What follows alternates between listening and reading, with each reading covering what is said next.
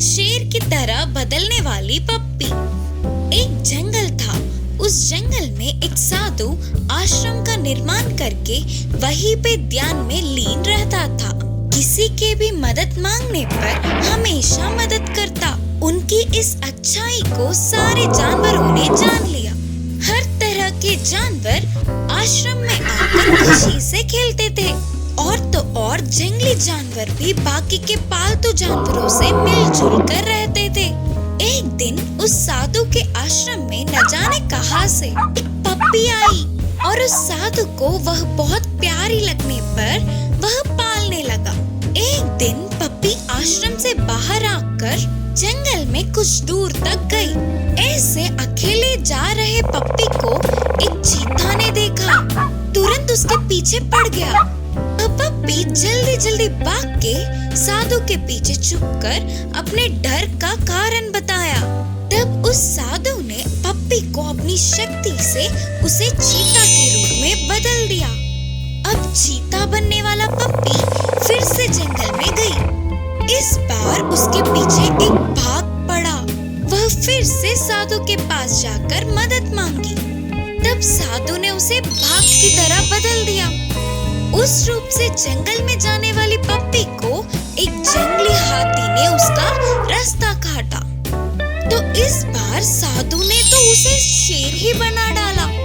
महाराज शेर के रूप में बदलने वाली पप्पी को घमंड आया और उसने जंगल के सभी जानवरों को नीचा दिखाया। और तो और छोटे छोटे जानवरों को भी हानि पहुंचाया। उसके आने की भनक से ही सारे जानवर भाग जाते थे। आखिर में शेर बनने वाला पप्पी साधु को ही मारना चाहा। यह बात अपनी तपस्वी शक्ति से जानने वाला साधु उसे फिर से पहले की पप्पी की तरह बदल दिया और तुरंत उसे आश्रम से भी भगा दिया। इस कहानी से हमें यह सीख मिलती है कि हमारी भलाई चाहने वालों की बुराई हमारा ही नष्ट होगा। किस्मत बदलने वाला प्यार और दया। ये बहुत पहले समय की बात है। एक साधु जंगल के नदी के पास आश्रम का निर्माण करके रहता था। उनके कई शिष्य थे। वे सभी वहीं रहकर गुरुजी से विद्या का अध्ययन करते थे। वे विद्या के साथ साथ अच्छे अच्छे सीख भी देते थे।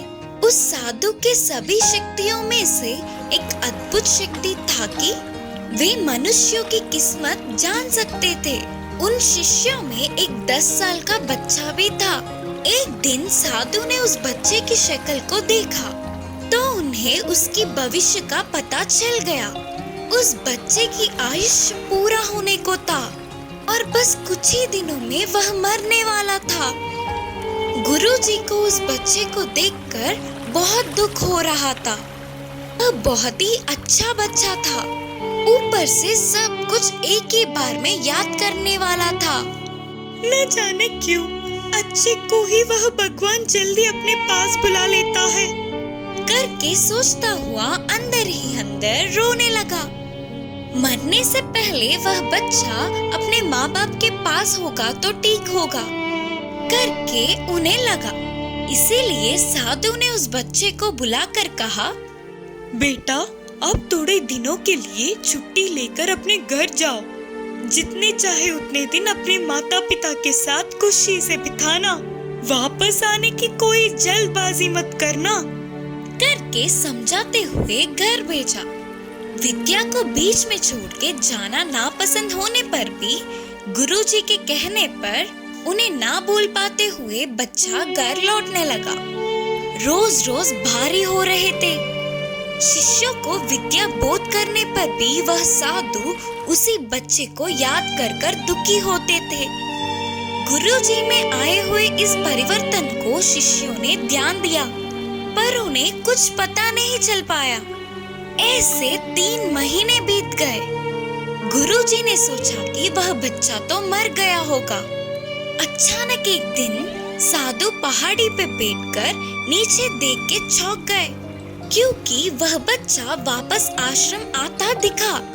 पहाड़ी के ऊपर पहुंचने के बाद उस बच्चे की शक्ल को देखने पर अब वो अपना पूरा जीवन बूढ़ा होने तक जिंदा होगा, करके उन्हें पता चल गया। क्या ये संभव है? क्या करने पर इसकी किस्मत इतनी बदल गई? करके सोचते हुए आश्चर्य हुए और पूछा, बेटा, तेरे इधर से जाने के बाद क्या क्या हुआ, पूरा बताना। करके अपने शिष्य से पूछे। तब वह बच्चे ने अपने घर लौटते समय क्या क्या देखा वो सभी बताया। बीच के रास्ते में दिखे गांव और पार किए हुए शहरों के बारे में बताया, उसके चढ़े हुए पहाड़ों के बारे में और उसके पार किए हुए नदियों के बारे में बताया। फिर साधु ने पूछा, और कुछ विशेष बातें हैं क्या बेटे?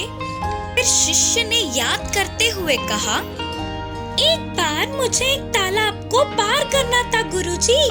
तब तक तूफान आ चुका था। इससे वह तालाब और ज्यादा बह रहा था। उस तालाब के बीचों बीच एक मिट्टी का ढेर था। उस पे चींटियों का झुंड कहीं ना जा पाते हुए गिड़गिड़ा रहे थे। थोड़ा थोड़ा होकर वह मिट्टी का ढेर पिघल रहा था। अगर मैं थोड़ी भी देर और कर देता तो सारे चींटियां पानी में बह जाते। और गुरुजी, मुझे तो उन पर दया आई, तो तुरंत मैंने बाजू के पेड़ के डाल को उस मिट्टी के ढेर से लगाकर खड़ा था। तब सारे चींटियां डाल पे आ गए। मैंने उस ढाल को किनारे पहुंचने तक पकड़े रखा। फिर मैं अपने रास्ते चला गया। मैंने उन छोटे जीवों को बचा लिया। इससे मुझे बहुत खुशी मिली।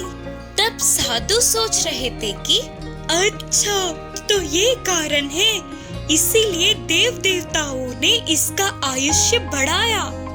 करके साधु समझ गए। इस कहानी से यह शिक्षा मिलती है कि हमारी किस्मत हमारे हाथों में ही होती है।